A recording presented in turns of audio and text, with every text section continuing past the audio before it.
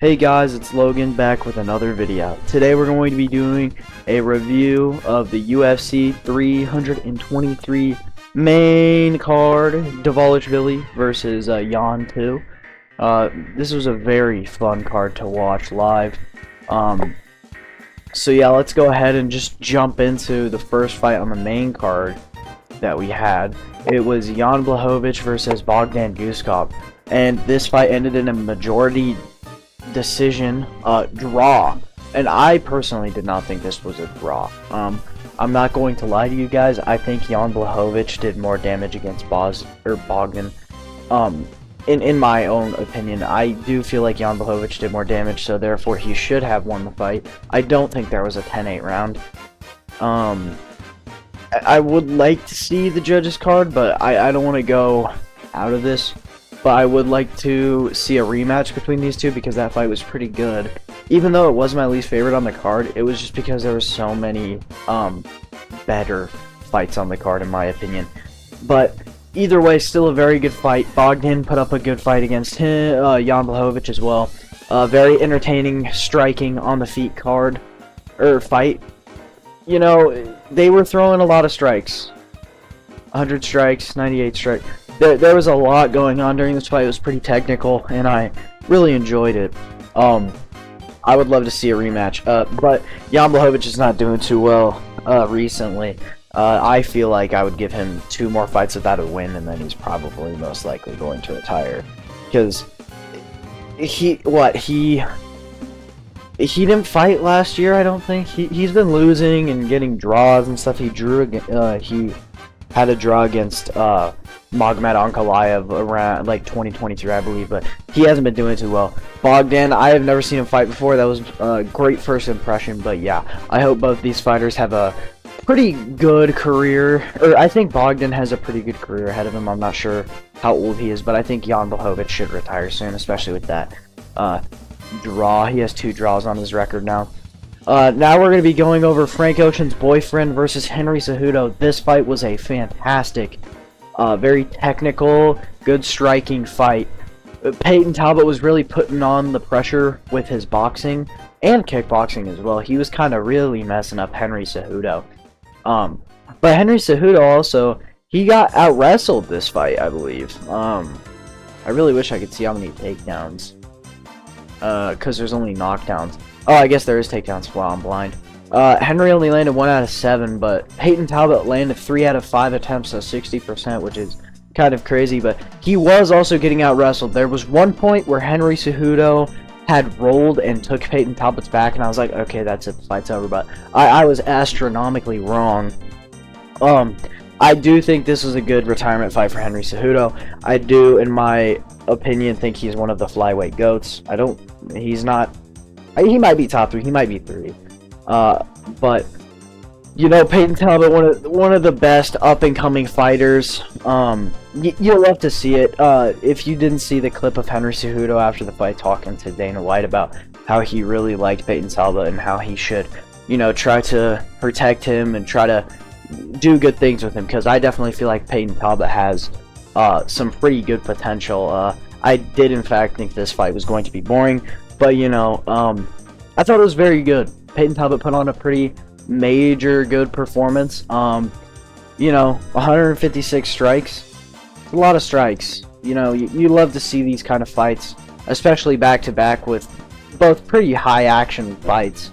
But no, Henry Cejudo, all props to you, man. Good retirement fight. You put up one hell of a fight. You have so much heart. You know, I hope you do well post-retirement, do something. But Peyton Talbot, I have a feeling that he's going to do great things in this bantamweight division.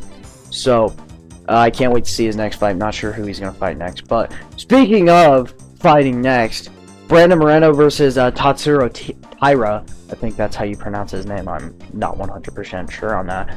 But, with this fight, I'm very sad that I missed it because it ended in a it ended in a KO. But no, me and my friends were making hot chocolate at the time that this card started.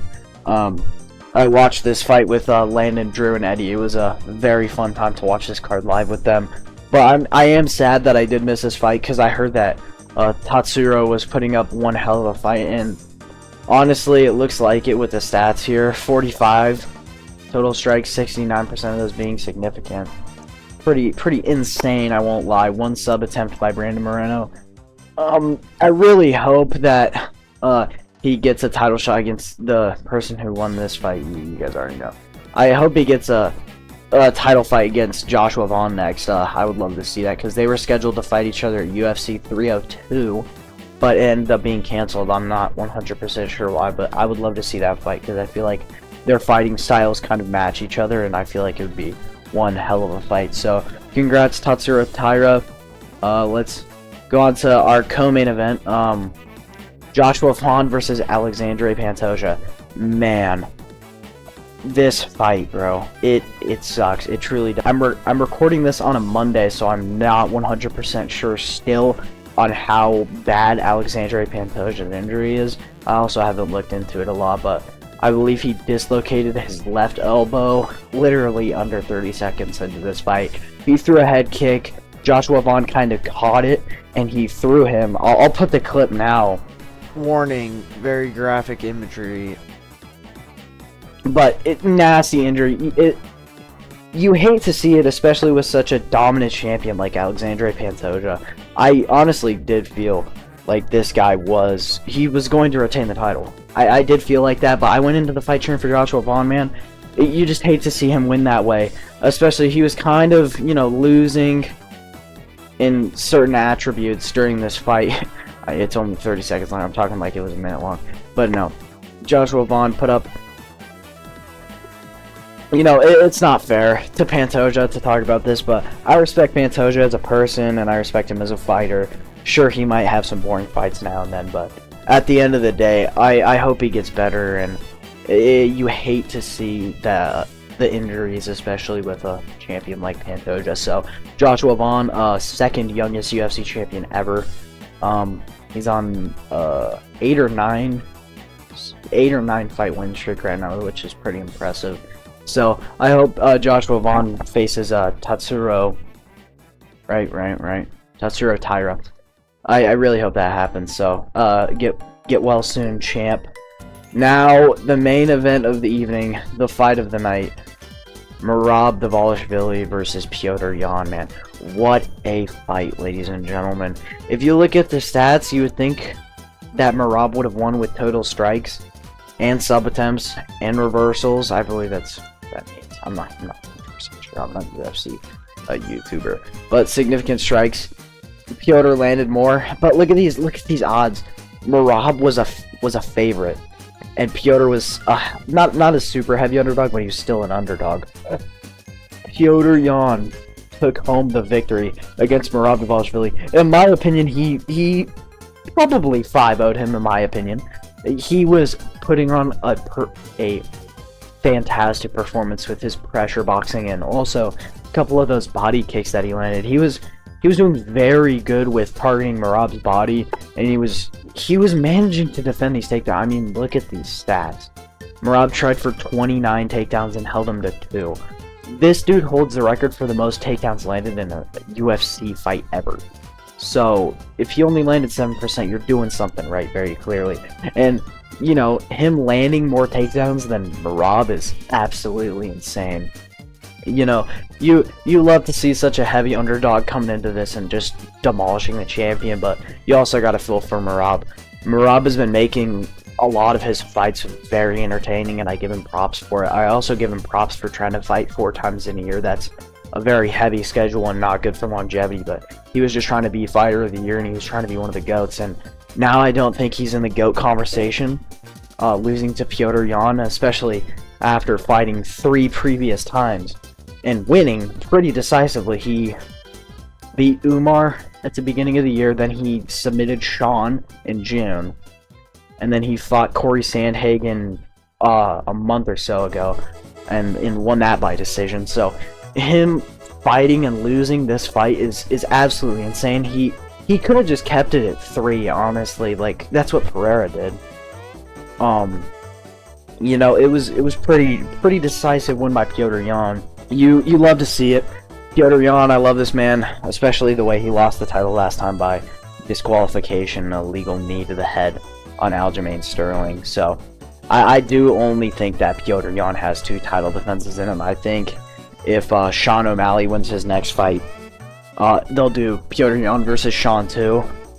And then 9 times out of 10 they're going to do a Petr Merab rematch if Merab wins his next fight. And of course if Petr defends his next title. Because I don't think Merab deserves a instant rematch. Not after he was getting beat up the way he did during this fight. So, you know, you love to see it. This card was very good. I watched every single one of the prelims. I didn't get to catch the early prelims, sadly, but the prelims were good as well, and I enjoyed those fights. So, there is one more thing that I want to do before I end this video. We're going to be doing UFC 324 predictions, getting these in before the end of the year. So, this fight is Saturday, January 24th. Can't wait for this fight to happen, or this card to happen. It's gonna be very entertaining. Oh, they added a couple more fights. Heck yeah, man. Because I was recording this video last night because the video got corrupted. That was sad, but they added some more fights. But I'm gonna call Umar main card because I'll do main card predictions. So Umar Nurmagomedov versus Davison Figueiredo. I do think Umar is gonna take this home with a decision. I don't think Figgy has the wrestling defense to handle a Nurmagomedov. I also feel like Umar could also submit him, but I feel like it's better to say decision. I feel like that's a more accurate decision, but Umar decision, he'll win pretty decisively. He'll probably 3-0 Figgy, and you know, it sucks, but Waldo Cortez Acosta versus Derek Lewis. You already know what I'm taking. Derek Lewis round 1 knockout. His last win, his last win, I don't know if it was a TKO. It was stopped massively early, but you know, we'll take it. Derek Lewis, I hope he goes and fights Tom Aspinall if he keeps winning and keeps doing what he's doing. I feel like he has a pretty high chance of doing that. So I'll take Derek Lewis round 1 knockout. It's probably not accurate. He'll probably win by decision or knockout. Here we go. Arnold Allen versus Jean Silva. I love Jean Silva and I love Arnold Allen, but I think I'm going to take Jean Silva by KO. You know, he lost to Diego Lopez. Pretty brutal KO, spinning elbow. I do think Jean Silva can take this one home, though. I'm not going to lie to you. I feel like he can outstrike Arnold Allen in a lot of ways. I also feel like if he wanted to, he could out-wrestle him as well. But, you know, I feel like this one's a coin flip. It's going to be a 50-50. I don't think anyone's massively going to be the favorite, but I'm taking Jean Silva. We'll go decision, probably. And then a women's flyweight bout, Natalia Silva versus Rose Namajunas. I think I'm going to take Rose Namajunas on this fight. I haven't seen Natalia Silva fight ever. I went back and watched a couple of Rose Namajunas fights just specifically because she's fighting on this card, but I do feel like she is a better fighter. She might be washed, but I'm not 100% sure. I hope Rose Namajunas wins, but you never know. I feel like this one's also a coin flip. I'm going to say Rose Namajunas decision. And then we got Sean O'Malley, Sugar Sean versus Song Yadong. And I like Song Yadong. He's a pretty entertaining fighter. But let's look at these here. He defends takedowns pretty well. He also doesn't shoot takedowns very often. But it's more than Sean O'Malley. So anybody shoots more than Sean O'Malley does. But, you know, significant strike. Sean, statistically, he beats the crap out of Song Yadong. And I think he will end up winning. But I don't feel like he'll win by a knockout or anything. I feel like he'll win like a... not a split decision, probably. 2-1 Sean O'Malley.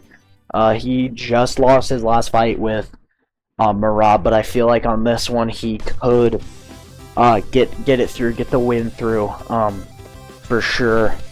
Yeah, so Sean O'Malley, split decision. Now this one, I don't even know why this fight's happening, but Kayla Harrison versus Amanda Nunes. Amanda Nunes making her return from retirement, so she's not retired anymore, which I don't think she should have done because she retired a double champ, so that's pretty impressive. But then you have Kayla Harrison. This one, in my opinion, this one is going to be a pretty intense grappling match, I feel like this one's going to be very heavy in the BJJ and grappling department. I do feel like Kayla Harrison can get it done, and I feel like she is a better grappler than Amanda Nunes, because looking at Kayla Harrison's stats, she's never been taken down. So I don't know if Amanda Nunes is ever going to be able to take her down, which, you know, there's always an upset. I do feel like Amanda Nunes will start as the favorite, but I do think Kayla Harrison can take it away. We'll go submission in the 4th round or decision. It doesn't really matter. I'm very excited for this fight, though. Kayla Harrison really proved that she was an entertaining fighter against Juliana Pena. And I haven't watched much women's MMA fights, but Kayla Harrison is personally one of my favorites. So, yeah. And, of course, the main event. The lightweight interim bout. Justin Gaethje versus Paddy Pimblett. I don't think this fight should have happened, but people were also talking about Arman Tsarukyan should be in either Justin or Paddy's spot. I don't agree with that. Last time Arman got a title shot, he pulled out the day before. Last time he pulled out was Islam versus Moicano. That was January. So yeah, I don't think he deserves that. I'm not going to lie to you. But I do feel like Justin Gaethje is going to get the win here. I feel like this one is by pure hopes and dreams. I don't feel like he's going to win by anything but KO. He's either going to get subbed or he's going to win by KO. I don't feel like this one is going to go the distance. I feel like both of these fighters are going to go ham at each other for like 15 minutes straight. I feel like it's going to be insane. Look, he absorbs 7 strikes a minute. That's not good for your brain. He might not mentally be all there, but, you know, we love him for it. I do feel like Justin Gaethje is going to get the win, though. I feel like this one is also a coin flip. If Justin Gaethje can defend his submissions, then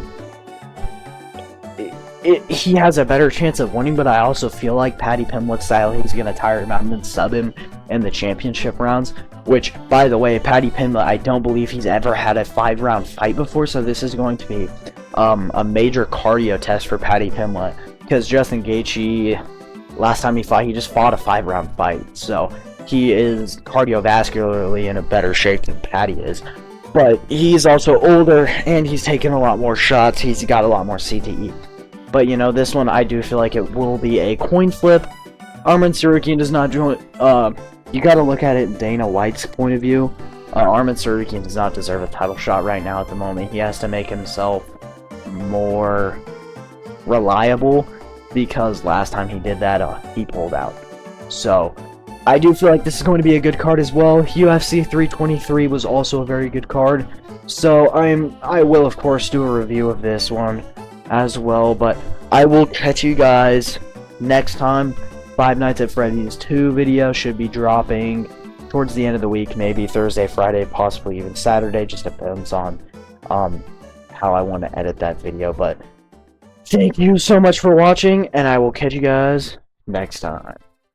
Bye-bye, guys.